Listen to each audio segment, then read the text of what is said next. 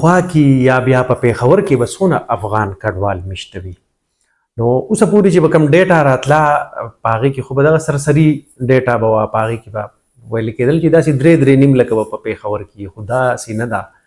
د 10 لکو نه سیوا افغان کډوال چې کوم دي نو هغه په پیښور کې میشته دي. باقاعده ډیټا د هغې کورونه کم ځای دي دغه ټول راغلي دلته. زه به تاسو ته اوس وښیم چې ټولو نه زیات کم ځای دي، بیا داسې نور کم ځایونو کې دوی پاتې کېږي. خو دا ډیټا ولې راغونډه کړې شوه، راجمع کړې شوه؟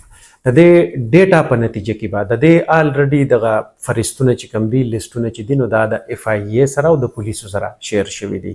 په دې کې به اوس دوی کور په کور اپریشن کوي، د شپې به کوي، ځکه چې د شپې تر څو دغه نارینه چې کوم دي نو دوی هم کور وي، د شپې به اپریشن کوي، کور په کور به کوي، 3 ایجنسۍ به کوي، پولیس به وي، FIA به وي او رینجر یا آرمي والا به وي.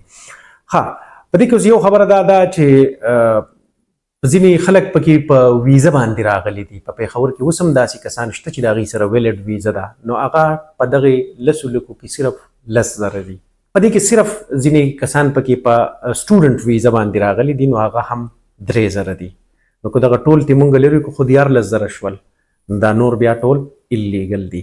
ښه، په دې کې ځینې کیسونه داسې هم دي چې هغه یعنی په ښځه او خاوند کې یو تن افغانۍ وي او یو پاکستانی وي، نو د هغې دپاره خو هم دغه ده چې هغې عموماً کیسونه اچولي دي په کوټس کې. هغې ته بیا POC یعنی پاکستان اوریجن کارډ چې کوم دی نو هغه ورکولی کېږي، او په دغې کې دغه هم وي چې زر تر زره دوی د عدالت سره رجوع وکړي، نو عدالت د دوی په کیس کې آرډر پاس کی، او په هغې کې بیا عدالت عموماً په نورو کیسونو کې عدالت دا ویلي دي چې دوی به تاسو نه ډیپورټ کوئ تر څو د دوی باره کې نادره او یا دغه کومې متعلقه ادارې دي هغې فیصله وکړي. خو د هغې فیصله هم بیا دغه وي چې هغې ته بیا POC کارډز چې کوم دي نو هغه جاري کړی شي.